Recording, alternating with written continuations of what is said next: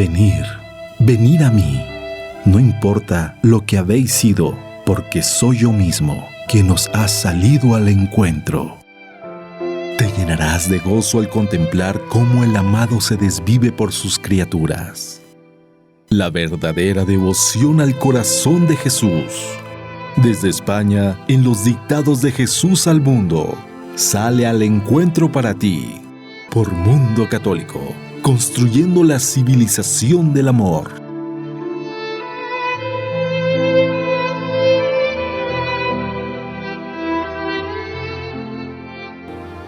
Buenas noches, queridos amigos y radioyentes de Radio Cronos, seguidores de este programa, La verdadera devoción al corazón de Jesús.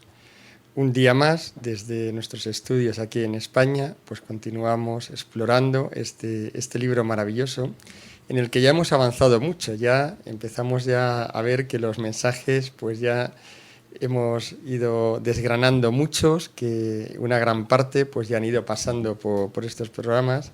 Todavía quedan algunos muy importantes que en las próximas semanas pues iremos sacando, ¿no?, en los sucesivos programas.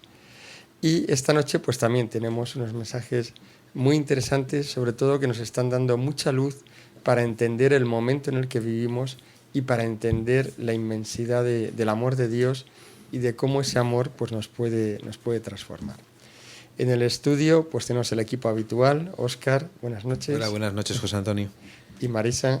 Hola, buenas noches. Pues vamos a comenzar con este primer mensaje. Es un mensaje de la Virgen María del 5 de julio del año 1999. Vengo a ti y a los hombres para levantaros, para que nunca más os aplaste el yugo del pecado. Vengo con otro suave yugo, otra carga ligera que desbanca el odio, la ofensa a Dios y a vosotros mismos, todo el pecado del mundo, el pecado personal, y se pone en su lugar. Yugo que libera, yugo que da la paz, no yugo que esclaviza, no yugo que desazona. 1000 cosas te sobrevendrán con el solo fin de que tú pierdas la paz y la confianza en mí y en su corazón santo. No sigas el juego al maligno. Tú ya conoces cómo actúa él. Tú recurre a mí, aunque te veas negra como una sombra. Tú recurre a mí. Te he dicho, yo seré tu refugio y el camino que te conducirá a Dios. Yo venzo sobre el enemigo. Soy la capitana de la tropa de Dios, a la que Dios ha dado el poder sobre la serpiente. Yo le aplasto la cabeza mientras ella intenta acecharme en mis hijos. Yo doy a cada uno a luz entre inefables dolores de parto, y como madre he dado mi vida por cada uno de vosotros, y he sido conducida a la tortura por vuestra salvación de la fosa del pecado. Ya habéis sido salvados, caminad, vivid como rescatados, ya no estáis en vuestra fosa de muerte. Es Él quien lo ha hecho. A Dios la gloria por los siglos de los siglos. Amén. ¿Sabes quién te habla? Soy la madre de la humanidad, la madre de la juventud, la madre de todos y cada uno. No me arrojéis de vuestro lado. Vengo a levantaros, a daros la paz, a sanaros, a llevaros al buen camino, a enseñaros a amar, a daros la vida. La vida agoniza olvidada de todos. Hijos, ¿no oís cómo grita vuestros nombres? Acudid, acudid a Él. Oh, acudid. Es suave su acción sobre vosotros, es amor, es enjundia, es bálsamo y calor maternal, es vuestro todo. Y el todo agoniza despreciado y ultrajado por la nada. Se muere en los agrarios, muere de sed, porque no hay nadie que se compadezca de él y vaya con un poco de su agua a aliviarle siquiera un segundo. No encuentra alivio porque todos le falláis, oh hijos descastados. La salvación vino a vosotros y vosotros preferisteis la condenación, la ciénaga a los verdes pastizales, el lodo sucio al agua limpia del Edén. No sigáis con vuestra tortura al Rey de Reyes, al Santo de los Santos. Él no se merece esto. Afinad vuestro oído y oíd cómo grita vuestro nombre. Es un grito suave, armonioso. Es el grito del amor de los amores por cada uno de vosotros. Tened fe, ¿dónde está vuestra fe? Busco y no encuentro ningún resquicio de fe en vuestra alma. ¿Qué habéis hecho con el tesoro que se os dio, con la vida de la gracia? Lo echasteis a perder por descuido, lo tirasteis deliberadamente. Con amplia sonrisa os congratuláis por los avances obtenidos en mi casa, Iglesia. ¿Dónde está el avance si el pan de panes es pisoteado, escupido, odiado, deshonrado, tomado sacrílegamente, tirado a la basura? Oh mi hijo no amado, ¿no debíais descansar vosotros, mis ministros, vosotros los que sabéis, hasta haberle encumbrado y colocado en su verdadero lugar, sobre el trono del altar, reinando sobre todos vosotros? ¿Con quién puedo yo contar de entre vosotros? Yo llamo. Presentaos ante mí, que yo os daré sus órdenes.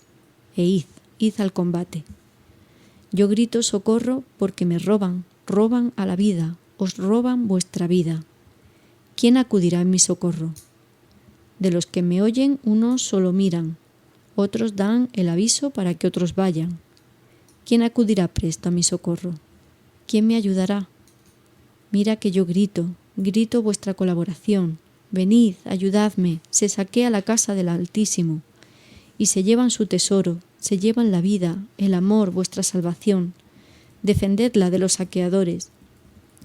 El Señor llama, yo llamo, venid todos. Dilo, ve y dilo, mis fuerzas ya me doblan, es mi último mensaje de desesperación, porque irremediablemente se llevará a cabo el saqueo de la casa. Pero si Dios quiere, quizá haya un resto fiel que impedirá que la desvalijen en su totalidad. Oíd la llamada de Dios a ser vosotros su resto para el fin de los tiempos, los guerreros de la última batalla de las batallas. Revestíos con las armas de Cristo. Acudid al centro de mandos y recibid mi Espíritu Santo. Recibid también mi santo corazón como coraza. Y no temáis, elegidos para tan gran fin. No desertéis, ingresad en las filas, voy con vosotros, yo empiezo la batalla, seguidme. Os quiero fieles, nunca temerosos, ardientes y puros como lirios. Así el enemigo no podrá hacer nada. Él se revuelca de rabia porque sabe que la tiene perdida e intenta hacer el mayor daño posible. Oídos sordos, niños, oídos sordos al enemigo, que yo os diré lo que debéis hacer. Oídos abiertos a la voz de Dios.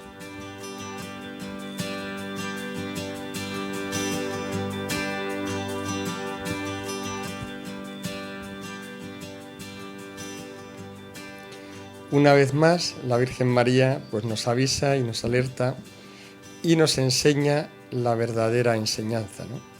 En este mensaje hay, la verdad, cosas muy importantes. Es un mensaje muy largo, ¿no? Con muchísimas cosas, con mucho texto bíblico también. Muchas de las expresiones que utiliza la Virgen pues son de la Escritura. Luego lo iremos viendo si nos da tiempo a lo largo del mensaje. Pero hay dos cosas, yo creo que sí son tal vez las más importantes. Y una es, ella nos habla, en primer lugar, de cuál es el papel que tiene la Virgen María en nuestra salvación. Y luego, después de explicarnos esto, pues empieza a hablar de la Eucaristía, como ya he hecho en otros mensajes, en otras ocasiones, y pues nos llama a defender la Eucaristía. Esto yo creo es algo recurrente a lo largo de todo el libro, y es ese amor grandísimo que es el corazón de Jesús, pero que es un corazón vivo porque la Eucaristía es el propio Jesús, y por tanto, cuando hablamos de la Eucaristía, pues hablamos del corazón de Jesús vivo y presente, real y verdaderamente allí, ¿no? Y por eso pues hay este continuo ir, ¿no? a la Eucaristía una y otra vez y verlo pues desde los distintos aspectos, y sobre todo esta llamada tan fuerte, ¿no? Con tanta emoción y con tanto amor y con tanta intensidad también a que defendamos la Eucaristía. Yo tal vez por empezar por el primer punto, ¿no? Que sería el papel que tiene la Virgen María en nuestra salvación. Pues efectivamente la Virgen María, y esto es lo que dice la Iglesia Católica, a diferencia pues tal vez de nuestros hermanos protestantes separados, ¿no? Que no le dan ningún papel a la Virgen María, pues en la Iglesia Católica la Virgen María tiene un papel, diríamos que un papel esencial en nuestra salvación y que no podemos ni ignorar ni despreciar tampoco.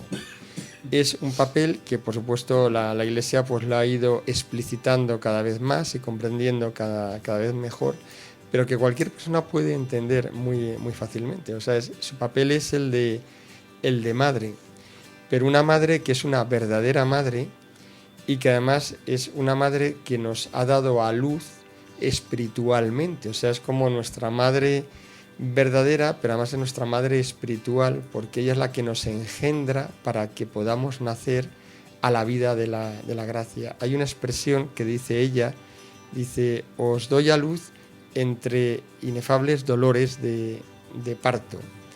Esa es una expresión del Apocalipsis, precisamente aparece cuando aparece la mujer con las 12 estrellas, con la luna bajo sus pies, y está dando a luz con dolores, y no es el caso de cuando ella da a luz,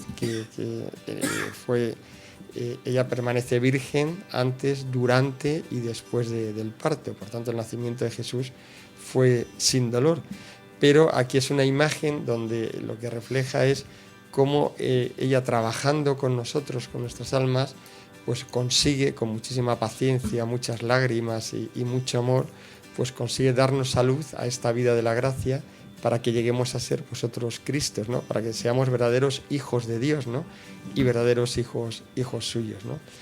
Entonces, pues se preocupa de que podamos seguir ese camino, que es el que nos conduce a Jesús, y ella pues dice un montón de cosas que todas además están totalmente de acuerdo pues con lo que dice también la Iglesia y lo que dice el Catecismo, ¿no? Ella es la que nos enseña a amar, nos enseña a santificarnos, es el refugio al que podemos acudir cuando tenemos cualquier dificultad. Es muy bonito al principio del mensaje, cuando habla de Marga, se ve que en aquel momento pues tenía alguna tentación, alguna dificultad, y le dice: ven a mí, dice, aunque te veas negra como una sombra, ¿no? O sea, aunque te veas tú pues caída, o te veas que todo lo ves negro y que no ves ninguna salida, o ves que has fallado en todo, lo que sea, pero dice: ven a mí, no sigas a Satanás o te dejes llevar por Satanás, por la desesperación, la tristeza, que es lo que él va marcando, ¿no? Satanás, todo su afán es que abandonemos el camino, ¿no? Y entonces pues eso, te mete la tristeza, el que tú no puedes, el que es un desastre, entonces ¿para qué vas a seguir si es un desastre y no puedes hacerlo? Y todo esto, y ella dice: no, venid a mí, porque yo os voy a enseñar el camino, os voy a dar fuerza y os voy a enseñar a luchar, y además os voy a rodear y a proteger en mi corazón inmaculado. Por tanto, la Virgen tiene un papel esencial que lo ha tenido a lo largo de toda la historia. Eso hay que ver pues los propios santos, ¿no? Cómo han vivido la ayuda y la protección de la Virgen María. Pero además es que teológicamente pues ella tiene ese papel en la salvación. Es corredentora con Cristo, o sea, Jesucristo es el Redentor, pero ella es quien le ha ayudado a redimir y ha corredimido con él. En la pasión, pues, y ahora que tenemos todavía fresco la Semana Santa, pues vemos perfectamente cómo ella sufrió pasión también, solo una pasión interior, no era física el daño, pero sí fue moral y tan intensa pues como casi podía ser la de Jesús. Ella permaneció unida a él y podemos decir que fue el único alma que realmente acompañó a Jesús en su pasión. Era la única que entendía todo lo que estaba pasando y que realmente se ofreció y se unió y entregó también su pasión interior uniéndola a la de Jesús. Por tanto, ella con ese papel de corredentora, pues Dios quiere que sea a través de ella como lleguemos y vayamos hacia Jesús, que es nuestro Salvador, ¿no? A mí me ha llamado José Antonio, bueno, un poco el mensaje habla, pues eso, habla de muchas cosas, ¿no? Pero pues el tema de la Eucaristía y cómo se va a pisotear, hay una frase clave que dice: ¿dónde está el avance si el pan de panes es pisoteado, escupido, odiado, deshonrado, tomado sacrílegamente? Es la abominación de la desolación de la que habla el Apocalipsis, que ya nos está advirtiendo la Virgen. Y me ha llamado la atención, ¿no?, que ya en el año 1999, que es en donde está fechado el mensaje que hemos leído, pues ya se hablará, ya nos empieza a hablar y de este problema, ¿no?, de esta abominación que va a venir, que es pues eso, el pisotear, el escupir, el odiar la Eucaristía, ¿no? Pues eso me ha llamado mucho la atención. Después también otro mensaje cuando dice se muere en los sagrarios, ¿no?, que Jesús se muere en los sagrarios, que es verdad, ¿no? Esto es una cosa muy repetitiva que se me viene a la cabeza una y otra vez, ¿no? Cómo Jesús está tan abandonado en tantos sagrarios del mundo, que donde está presente real y físicamente, ¿no? Y no le hacemos ni caso, ¿no? No, es impresionante. Hay frases que es muy bueno, yo creo, pues eso, marcarlas y volverlas a leer tranquilamente, porque la verdad nos da una idea como muy gráfica, ¿no?, con un lenguaje muy emotivo, pero que nos explica muy bien, ¿no? Dice, agonizan, muere de amor, muere de sed por las almas, porque, claro, se quiere dar, él, todo su afán es poderse dar a las almas y ve que no vienen las almas. Quiere dar, pero no puede dar, y todo ese amor queda como comprimido y hace como que se rompa su corazón y que vuelva a llorar pues lágrimas de sangre y sudor de sangre, viendo cómo, pudiendo salvarnos, no vamos a Él para tomar la fuerza y el camino de salvación. Y eso lo deberíamos de meditar y reflexionar pues todos los días, ¿no? Y no acostumbrarnos a ello, porque de tanto hablar de estas cosas y de tanto decirnos Jesús, puede llegar a un momento en que casi nos acostumbremos y decir, bueno, pues es que el dolor de Jesús es real, ¿no? Y luego también es muy importante pues que no se nos olvide que hay un tono profético, lo decías tú antes, Óscar, que aquí hay, aparte de lo que es la realidad de lo que está pasando ahora, que es ese abandono del sagrario, que ya lo decía el beato Manuel González, con el sobrenombre del obispo del sagrario abandonado, un gran santo español de los años 30, le pilló toda la época de la Guerra Civil. Este hombre ya entendía y vivía pues lo que estaba sucediendo, ¿no?, que había esa falta de amor a Jesús, siendo en aquel momento ya España todavía un país muy católico, de mucha fe, pero él ya veía, vislumbraba un poco ese gran pecado que era el abandono del sagrario, ¿no? Y por eso él luchó tanto por este tema, ¿no? Y fundó movimientos muy eucarísticos, ¿no?, para poder reparar todo esto. Pero eso que ya viene de este siglo e incluso de antes, pues ahora la Virgen lo que nos anticipa es que todavía puede venir un momento mucho peor, que es ya la profanación, o sea, que no es ya el abandono y el olvido, sino incluso la profanación. Y insiste mucho en ese resto, o sea, que preparemos un resto, que haya personas verdaderamente eucarísticas, con auténtico amor a la Eucaristía, y que puedan defender, que incluso, aunque ese día, que no sabemos cuándo ni cómo, pero llegue ese momento, que haya un resto que defienda y que al menos la profanación no sea en todos los sitios, sino que se pueda salvar pues en algunos sitios, y que eso pues repare pues toda esta ofensa tan grande, que efectivamente es el mayor pecado que puede haber. Esa es la abominación de la desolación, como hemos hablado en otros programas, ¿no?, más detalladamente de todo esto, pero que es la mayor aberración y el mayor pecado que puede haber, ¿no?, que es a Dios presente, real y verdaderamente, y es esa profanación de su presencia y esa expulsión de la tierra, ¿no?, y de nuestra sociedad, ¿no? Sí, y como en varios sitios de este texto aparece que la palabra llamada, ¿no?, como que nos llama, dice la Virgen, dice, oíd como dice vuestro nombre, dice, no oís como grita vuestros nombres, y también hace como la llamada a ser nosotros ese resto fiel, ¿no?, en los últimos tiempos, en estos tiempos difíciles. No, desde luego nos ha dicho nuestro nombre, o sea que está claro que el que haya oído este mensaje dice, afinad vuestro oído y oíd cómo grita vuestro nombre. Es un grito suave, armonioso, es el grito del amor de los amores por cada uno de vosotros. Bueno, pues tenemos esa llamada, ¿no? Yo me quedaría al final como resumen final. En realidad aquí hay una reflexión muy interesante, interesantísima, y es que esto me vuelve a traer a la memoria, ya lo hemos dicho, pero lo vuelvo a decir porque es muy importante.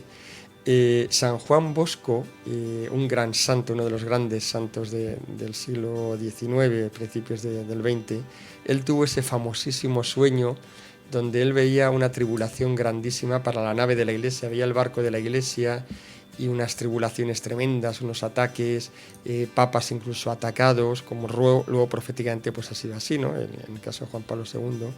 Y él veía que después de todas esas turbulencias llegaba un momento en que el Papa anclaba la nave de la iglesia a 2 columnas, aparecían 2 columnas, y una columna era la Eucaristía y otra columna era el Inmaculado Corazón de María, la Virgen María. Y en ese momento la iglesia triunfaba y todos los enemigos eran destruidos. Pues esto es lo que nos está, en este mensaje en concreto, esto es lo que nos están diciendo, que nos apoyemos en la Virgen María y que defendamos la Eucaristía y que seamos almas eucarísticas. Eucaristía y Virgen María son 2 aspectos esenciales, sobre todo en este momento espiritual y en este momento histórico que estamos viviendo, y que es ahí donde tenemos que centrar profundamente nuestra espiritualidad para que no nos lleve la corriente de todo por lo que va ocurriendo, de todo tipo de herejías, de relativismo, de doctrinas erróneas que están contaminándolo todo. Y el que esté firme anclado en la Eucaristía y en la Virgen María tendrá luz y podrá discernir y saber por dónde caminar. Bueno, continuamos con nuestro segundo mensaje. Este mensaje ya es de Jesús y es del 5 de diciembre del 2005. Hola Jesús. Hola, ¿cómo estás hoy? Un poco cansada. ¿Aburrida? Sí, un poco aburrida. ¿Te vienes a dar una vuelta conmigo? Sí. ¿A dónde vamos, Señor? A ver mis campos, ven. Me coge del hombro y vamos paseando mientras me habla. Esto que ves ahí son las ovejas sin pastor. ¿Qué hacen? Esperan al pastor. ¿Quieres ser tú el pastor que las pastoree? Sí, Señor, si tú lo quieres. Lo quiero. Lo quiero. ¿Y lo demás allá? Son los niños pobres y harapientos que llaman a la puerta. ¿Qué puerta? La de los corazones misericordiosos. ¿Quieres ser tú un corazón que se apiade de ellos y les dé de comer y de vestir? Sí, Jesús, si tú lo quieres. Lo quiero. Lo quiero yo también. Ahora piénsatelo, niña, pues no es fácil lo que te encargo y requiere mucha fortaleza y mucha confianza. Quiero verlo, Jesús, amor mío. Aquí está. ¿Y qué de hacer? Ve a decirles lo que deben hacer. ¿Y qué deben hacer? Orar con el pueblo ante la Eucaristía y con María. Orar con el pueblo, dar ejemplo. No tantas reuniones, no tantos programas. Orar. Vale, Jesús, son los obispos de España. Sí, niña mía. Me dirán que eso ya lo hacen. Te dirán, pero no es verdad. Que lo hagan. Quiero que la curia se vuelva a mí para que el pueblo se vuelva a mí. Hay preocupaciones entre ellos que no son de Dios. Se preocupan por el gobierno, y razón no les falta, pero mira que el principal peligro para vuestra patria son ellos y cada uno de vosotros, cristianos, si no estáis unidos a mí. ¿Por qué? Porque ante el temporal que se os avecina sobre la Iglesia no veréis claro. Cada uno tomará un lado sin saber a dónde ir. Y si estuvierais unidos a mí, veríais clarísimo, con la claridad de Dios. Escucha pues, aveza tu oído a mi voz. Es importante esto que voy a decirte. Se alzará pueblo contra pueblo, nación contra nación, dentro de vuestra misma casa, guerra entre hermanos para defender a mi nombre. Dentro de la Iglesia, división de opiniones en lo esencial, división en 2 partes, los fieles y los infieles, los fieles a la tradición, los infieles a ella. Dentro de mi casa un cisma de división abierto y claro, desde donde hará falta establecer posiciones abiertas y claras. No habrá medianías, o conmigo o contra mí. ¿Cisma? Sí, y los que no estén atentos por miedo o cobardía inclinará su balanza hacia el otro lado, el lado contrario. ¿Qué lío es este? Este es el lío que está para sucederos. Dentro de mi casa, división contraria abierta de opiniones, en la que cada uno deberá tomar una posición, con todas sus consecuencias. Los obispos se hallan ahora discutiendo cómo hacerlo, y hallarán la fórmula, y os la propondrán a los fieles. Tienes que ir en medio de ellos y decirles que eso no lo quiero yo, no es la voluntad de Dios. Mis ovejas se dividen entre buenas y malas, viene el fin de los tiempos. Escucha, no te vayas. ¿Qué pinto en medio de los obispos? Se van a reír de mí. Que rían los incautos, que teman los malvados, que se alegren con Dios los que buscan la salvación. ¿Tú piensas que podré hacerlo? Sí, por eso te lo encargo.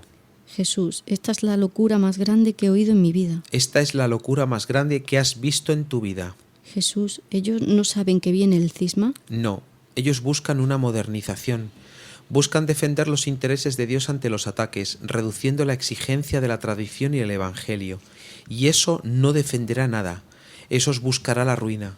Ante los ataques reales contra vosotros y para que no se vuelva a repetir la situación de España en el 36, habrá una reforma eclesial no querida por mí. Las ovejas se repartirán entre un lado y otro. España sin pastor. Eso es imposible, Jesús. Eso es posible. Te mando que les adviertas lo que están a punto de hacer.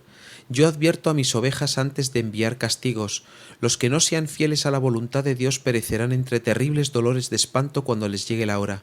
Mientras mi persecución a los santos hará que se llenen de gloria y envíen almas para la gloria en estos tiempos difíciles. Se necesitan grandes oblaciones, grandes sacrificios para salvar a mis hijos del pecado, para arrancarlos de las garras del malo. Lo que yo te mando no es nada raro. Comunico lo mismo a mis profetas de uno y otro continente. Es verdad, en Medjugorje pude verlo. ¿Y no sabes tú que España silencia sistemáticamente todas mis manifestaciones poderosas entre vosotros? ¿A qué crees que sea debido? ¿Porque desde España se pretende lanzar el anticristo? Sí, exacto. Terreno propicio. Han abonado el terreno. Oh Jesús mío, es muy angustioso todo. Sí, participa de esta mi angustia, pero si al menos quedase un resto fiel en vuestra patria, yo podría volverles a mí. Aquí estamos, Jesús. ¿Renuevas tu consagración a mí?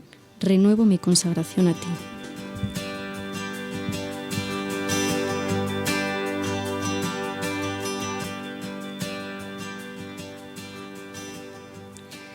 Un mensaje más de Jesús, muy importante también y de tipo profético. De nuevo, pues tenemos otro mensaje más coherente totalmente con todos estos mensajes anteriores de los mensajes de los programas que ya hemos ido meditando, en los que también aparecía este tipo de mensaje profético y donde también se hablaba de esta situación de la Iglesia, de un riesgo de que se produzca un cisma en el futuro y, por tanto, la diferencia tal vez es que en este mensaje, bueno, pues da unos matices distintos que no se habían visto en mensajes anteriores, pero que también pues complementan todo esto y nos dan una visión pues más clara. Como dice Jesús, antes de enviar los castigos yo aviso a mis ovejas, o sea, y como dice también la Escritura, el Señor no hace nada sin avisar por sus santos profetas, o sea que en ese sentido siempre se avisa, se advierte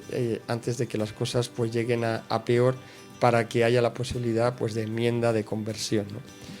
Y aquí pues lo que nos viene a decir Jesús de nuevo es el cisma, ese cisma que está en ciernes, ese cisma que por un lado pues lo que se puede entender dentro de lo que es este lenguaje profético, ¿no? Que siempre pues tampoco da todos los detalles, ¿no? Pero sí se entiende perfectamente que hay algún tipo de reforma, ¿no? Que está en mente, una reforma que significaría un cambio en la tradición y que hará que unos pues se posicionen a favor y otros en contra. Unos dirán esto no es posible, esto no se puede hacer, otros dirán sí, sí se puede, y entonces pues surja de ahí la división.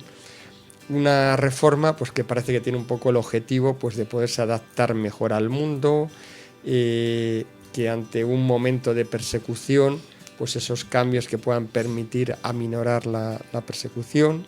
Incluso podríamos decir, se entiende, ¿no?, que una reforma hecha incluso con buena intención, que pretendiendo defender a Dios, pero por un camino que no es el correcto, porque al final es adulterar la verdad, falsearla, rebajarla, para permitir que encaje mejor en el mundo. Pero claro, esto es precisamente pues lo que la Biblia muy duramente habla de fornicar con otros dioses y sobre todo someterse a los criterios del mundo. Y en ese sentido el Evangelio es el Evangelio y siempre lo ha sido, ¿no? El Evangelio siempre ha sido escándalo para el mundo y lo tiene que seguir haciendo. Y si deja de serlo, pues entonces ya es que no es Evangelio y pues nos podemos encontrar un poco pues con esta situación, sin conocer los detalles, pero la idea general pues yo creo que está muy clara, ¿no? Yo normalmente, José Antonio, no suelo incidir en frases tan, digamos, tan precisas, tan concisas como la que dice. Yo me he fijado particularmente en una, y es que no puedo pasar sin decirla, ¿no? Porque me ha sorprendido especialmente. Cuando dice, porque desde España se pretende lanzar al anticristo. Y dice Jesús, sí, o sea, está hablando Jesús. Y ojo, que Jesús no habla por hablar nunca, ¿no? Y dice, sí, exacto, terreno propicio. Si lo pensamos, pues es una forma muy razonable de pensar de Satanás empezar por un país que tradicionalmente ha sido mariano, que ha sido tanta cuna de tantos santos, de tantos mártires, que ha evangelizado tanto, que ha llevado el evangelio y la buena noticia a tantos lugares del mundo. Pues me parece muy razonable razonable, permítanme entrecomillarlo, que Satanás elija este país para lanzar desde aquí al anticristo, ¿no? Y nada más, porque andamos escasos de tiempo. Sí, hay otro aspecto, una vez explicado esto, lo que sí es muy importante es también cómo Jesús pues plantea la vía por la que realmente habría que ir. Dice, ante esta situación, dice, tenéis razón para preocuparos por el gobierno. Hay que recordar también que este mensaje del 2005 era el inicio del gobierno socialista de Zapatero, que empezó muy agresivamente con unas leyes de aborto, de divorcio, de eutanasia, en fin, todo de matrimonio homosexual. O sea, fue un momento pues tremendo, ¿no? De un ataque muy fuerte. Entonces dice Jesús, pues efectivamente tenéis razón para preocuparos por el gobierno, pero no es esa la verdadera preocupación que debéis de tener, sino que es la de combatir esto a través de la verdadera arma que os doy, que es la oración. Y a mí esto me parece impresionante porque, claro, cuando lo dice él, pues te hace ver las cosas con más claridad. Y dice, no tantas reuniones, ni tantos programas, ni tantas... O sea, que no se trata de hacer una gran estrategia humana o de negociar muy bien con el mundo, ¿no? Entendiendo el mundo, el gobierno y todo, y los medios de comunicación y todo esto. O sea, no se trata aquí de ser muy astuto y negociar y trapichear y cedo en esto y doy lo otro y consigo mejorar mi imagen, no tengo muchos medios de comunicación. No, o sea, el Señor es mucho más sencillo y nos lleva mucho más a la raíz del Evangelio. Es decir, ante esto lo que hay que hacer es orar. Y dice, da un mandato, dice, quiero que mi jerarquía junto con el pueblo pues se pongan en adoración a rezar con la Virgen María al frente. Está por ahí la frase y dice, quiero que la curia se vuelva a mí para que el pueblo se vuelva a mí. O sea, quiere que además pues que den ejemplo los obispos los primeros y los sacerdotes y detrás todo el pueblo y ponerse en oración y en petición de ayuda, porque antes de ahí, desde donde tiene que venir nuestra primera ayuda, ¿no? Con lo cual volvemos un poco a lo que decíamos antes, que es otra vez la adoración y la Virgen María, o sea, la Eucaristía y la Virgen María como los medios que se nos dan pues para poder combatir el mal, ¿no? Y luego me impresiona mucho también esa idea de separación radical, que también el Señor nos lo explica con mucha claridad. O sea, en condiciones normales pues muchas veces es fácil quedarse ahí en una situación intermedia de un poco mediocre, pero que me camuflo un poco, ¿no? Y entonces, bueno, pues sí soy cristiano, pero en algunas cosas pues puedo disimular y puedo transigir y con algunos temas, y estoy en una posición intermedia. Y el Señor aquí dice, cuando se produzca esta situación no va a haber ni posiciones intermedias, ni medias tintas, ni se va a poder nadar y guardar la ropa, sino que o se estará de un lado, o se está conmigo, o si no se va a estar contra mí.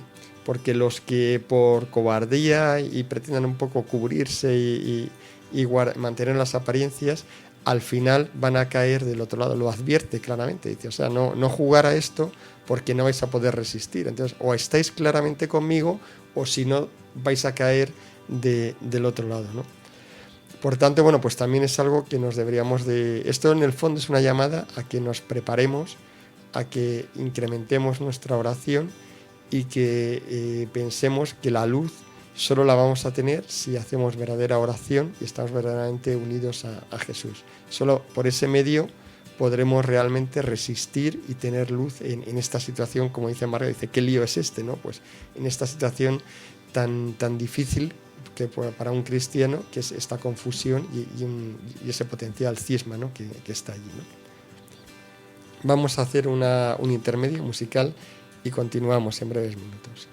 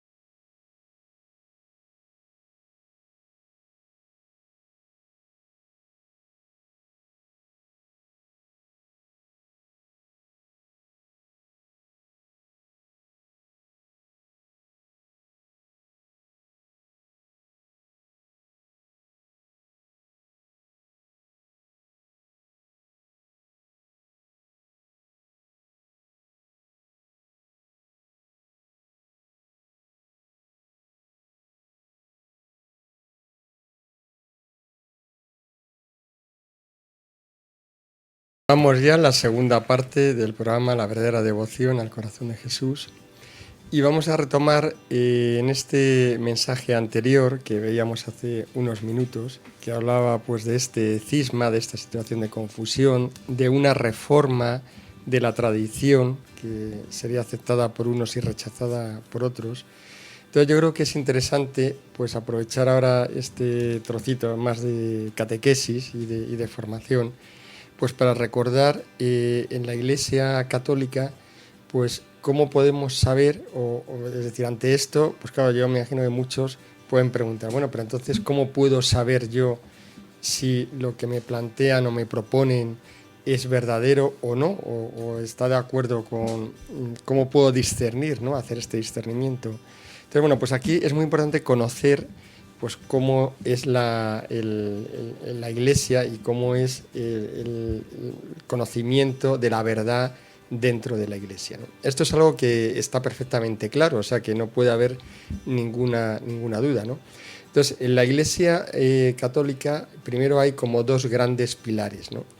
El primer pilar es la Escritura, que es el conjunto de los libros sagrados, que incluye tanto el Antiguo Testamento como el Nuevo Testamento, todos los libros que ya todos conocemos, que escuchamos siempre pues, en las lecturas de la misa, y luego pues, lo que tenemos en nuestra Biblia, que recoge con las notas además de las Biblias autorizadas, y ahí pues tenemos todo, puedo decir, como la primera gran columna, ¿no? Y entonces toda la palabra de Dios, pues lo que nos da es luz para entender cuál es la verdad. Esa palabra de Dios pues nos ha ido revelando a lo largo de todos los siglos, progresivamente y cada vez con mayor claridad, pues cuáles son las verdades de fe que debemos de creer.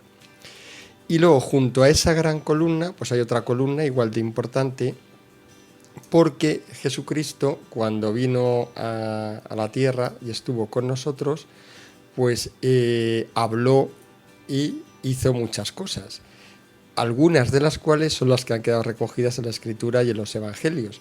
Pero además de eso que ha quedado recogido, que es solo una pequeñísima parte, pues Jesucristo pues eso, hizo muchísimas más cosas, como dice el propio San Juan en su Evangelio, dice, solo hemos recogido unas pocas, pero si hubiera que recoger todo lo que hizo y habló Jesucristo, no darían todos los libros del mundo para poderlos recoger, ¿no? Como indicando la inmensidad de todo lo que él trabajó.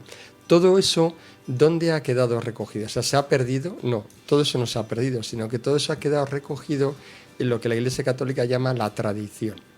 La tradición, que es pues todo el conjunto pues de relatos orales que se han ido transmitiendo. Tenemos que recordar que en todos estos pueblos orientales la tradición oral era importantísima, era esencial. De hecho, había un cuidado exquisito en cómo y eran capaces de transmitir pues un relato a lo largo de muchas generaciones sin manteniendo la fidelidad al original.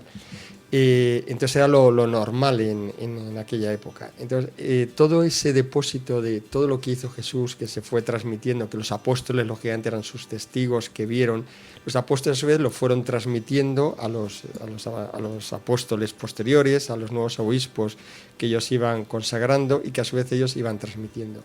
Entonces todo eso pues ha ido quedando recogido. Fundamentalmente lo que la Iglesia dice que son los santos padres. Los santos padres son todos estos grandes obispos, teólogos, doctores de la Iglesia que bebieron directamente de las fuentes de los apóstoles y entonces conocían pues todos estos relatos de todas las cosas que dijo y que hizo Jesús y que por tanto pues son un complemento que enlaza perfectamente con el Evangelio, y la tradición por un lado nos ayuda a entender el Evangelio y a su vez el Evangelio pues nos ayuda también a interpretar pues todo esto de la tradición. O sea, puede decir, son dos columnas que están enlazadas, que son coherentes porque vienen de la misma fuente, lo que pasa es que nos llegan por dos vías distintas. Entonces, bueno, pues hay todo lo que, si queremos conocer doctrina segura, fiable, pues es ir a los santos padres y a su vez a los que han estudiado los santos padres para que las cosas pues queden perfectamente claras junto con la Escritura. Y luego hay como una tercera pata que sería el magisterio de la Iglesia. El magisterio de la Iglesia se da para ayudar a conocer y esclarecer pues todo lo que está tanto en la Escritura como en la tradición. Y entonces ese magisterio de la Iglesia se ha ido desarrollando a lo largo de los siglos, y sobre todo pues lo que ha ido haciendo es, cada vez que surgía una cuestión en la que podía haber duda o surgía una herejía, cosa muy común también, de repente alguien pues interpretaba algo, sacaba una doctrina y esa doctrina pues inmediatamente los obispos y la Iglesia veía que eso no era la tradición y era lo que debía de ser. Entonces automáticamente pues la Iglesia lo que hacía era reforzar su doctrina y en muchos casos pues se convocaba un concilio. Por ejemplo, los concilios es fuente de magisterio de la Iglesia, un concilio convocado por un papa donde se reúne con todos los obispos y que al final determinan formalmente un dogma o una doctrina, pues eso ya queda dentro del tesoro del magisterio de la Iglesia. Todo eso pues se ha ido acrecentando a lo largo de los siglos, es perfectamente coherente, estas tres patas que digo pues son totalmente coherentes, y ahí pues tenemos todo lo que es la verdad que debemos de creer y nuestra tradición, que además no puede cambiar, o sea, puede ser aclarada, darle más luz a lo que ya hay, pero no puede ser cambiado. Por eso es tan importante que conozcamos todo esto, para que si el día de mañana alguien nos propone algo distinto, y estoy pensando sobre todo pues en el tema eucarístico, pues por ejemplo, si alguien quiere saber qué es la Eucaristía, lo que tiene que hacer es ir al Concilio de Trento, que definió perfectamente, sin lugar a dudas, lo que es la Eucaristía. Y por tanto, cualquiera que diga algo en contra de lo que dice el Concilio de Trento, pues está claro que está fuera de la Iglesia y de la tradición de la Iglesia Católica, ¿no? Bueno, esto daría para mucho, pero bueno, simplemente un breve esbozo para poder entender pues dónde está la verdad, y que para que el día de mañana, si alguien viene pues desde un telepredicador o cualquiera, incluso un sacerdote, puede haber ocasiones que un sacerdote pues a lo mejor esté equivocado, ¿no? o que diga algo que no es correcto, pues nosotros tenemos los fundamentos pues para poder conocer qué es la verdad. Vamos a pasar ya al tercer y último mensaje, también de Jesús, del 17 de julio del 2008. Mirad que llegan días, oráculo del Señor, en que se levantará un renuevo en la casa de Israel. La nueva generación surgirá. Mira que yo culmino la revelación de mis designios. No temas. La nueva generación surgirá cuando yo haya destruido a esta generación perversa. Sí, tanta perversión me hace vomitarlos de mi boca. Y lo que es peor, fingen estar conmigo y ser de los míos. Me da náuseas esta generación perversa que asesina a los corderos y rechaza a los profetas y lo hace para ofrecer un holocausto a Dios. Me dan asco. Mira, mis ministros y sacerdotes y los dirigentes todos de mi iglesia se han convertido en ladrones mentirosos que roban la inocencia y el candor de las gentes y les engañan en cuanto a la ofrenda que deben presentar al templo, haciéndosela pagar también caramente, para ser ellos mismos retribuidos en alabanzas y no yo. Perece mi pueblo por falta de discernimiento. Y mira que contra ti, sacerdote, es mi pleito. Por eso os digo que el templo debe ser destruido. En tiempos del rey Antíoco fue saqueado el templo. Mirad que ahora entran en él otros saqueadores, bajo apariencia de bien, no de ladrones, sino de sacerdotes. Y en lugar de presentar mis ofrendas a mí, se las presentan a ellos mismos, engañando así a mi pueblo. Todo lo puro y santo lo han saqueado, ha sido sometido a pillaje. Han dejado pasar a los saqueadores y campan por sus anchas en él. El santo de los santos es retirado y sustituido por otra imagen que la hacen adorar. Llevan mis fieles hacia doctrinas falsas y a preceptos que son sólo mundanos. Ponen sobre mi pueblo un yugo que ni ellos mismos piensan cumplir. He aquí, sacerdote, has dejado de ser sacerdote. He abolido el título, eres sacerdote eterno según el rito de Melquisedec, porque te has hecho sacerdote de la bestia. Eres sacerdote de la bestia, y es a ella a la que darás culto en lo secreto. ¿Hacia quién te mueves en tus inclinaciones y a la que profesas honores de Dios? Enjambre, panal de abejas, revuelo en mi templo que yo, de un manotazo, voy a hacer desaparecer. Se afanan en sus malas obras, maquinan la destrucción de los santos. Oh, se acerca el día, hija, y tú has de avisar. Advierte que todas sus obras no permanecen ocultas, sino que están siempre ante mis ojos. Oh Dios mío, Jesús, ten compasión. Tendré compasión con quien tuvo compasión, misericordia con quien practicó la misericordia. No aguanto la obra de la iniquidad en mi iglesia, y como tal voy a aniquilarla, voy a eliminarla, voy a hacerla desaparecer. Habrá una depuración muy fuerte en mis movimientos y en las obras de mi iglesia. Alguna ya la voy haciendo poco a poco, en la que sólo quedarán mis fieles. No aguanto la obra de sus manos bajo apariencia de bien.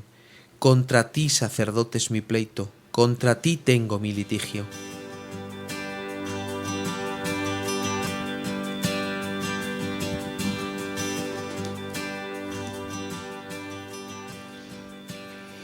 Bueno, pues este mensaje también es muy fuerte. La verdad es que en el día de hoy llevamos unos mensajes de mucha intensidad. Pero aquí, en concreto, él habla mucho especialmente de los sacerdotes, y denuncia algo muy duro, ¿no? Pero que él, al fin y al cabo, pues es el Señor, es el cabeza de la Iglesia, y por tanto, pues él puede hablar y con toda la libertad. Y nosotros lo que nos toca es, pues, escuchar, discernir y aplicarnos por lo que nos toque, ¿no? Y aquí hay algo que, claro, con este lenguaje que muchas veces, o habla de los sacerdotes o habla un poco, en fin, tendemos siempre como a escabullirnos, ¿no? Y decir, bueno, esto no me aplica a mí, ¿no? Este no soy yo. Pero aquí, en el fondo, hay un lenguaje que nos va a sonar muy familiar en cuanto le demos una vueltecita, y es lo siguiente, ¿no? O sea, aquí, en el fondo, lo que está hablando es del fariseísmo. Ese fariseísmo que estás tan acostumbrados a oír, ¿no? Y que siempre pensamos esos señores tan malísimos, ¿no? Que estaban allí en el templo, ¿no? Y que no quisieron escuchar a Jesús. Pero que ese fariseísmo lo tenemos también nosotros, y nosotros mismos podemos ser los primeros en caer en él. Lo que pasa es que, claro, tenemos que entender qué quiere decir esto del fariseísmo, ¿no? Que no es lo de los vasos y lavar todos los platos 20.000 veces, etcétera, que era lo que les aplicaba a ellos, pero a nosotros nos aplican cosas distintas, ¿no? El fariseísmo, en esencia, es la apariencia de obras buenas cuando el corazón, en el interior, busca otras cosas y otros ídolos. Pero lo que pretende es que la apariencia sea de bien.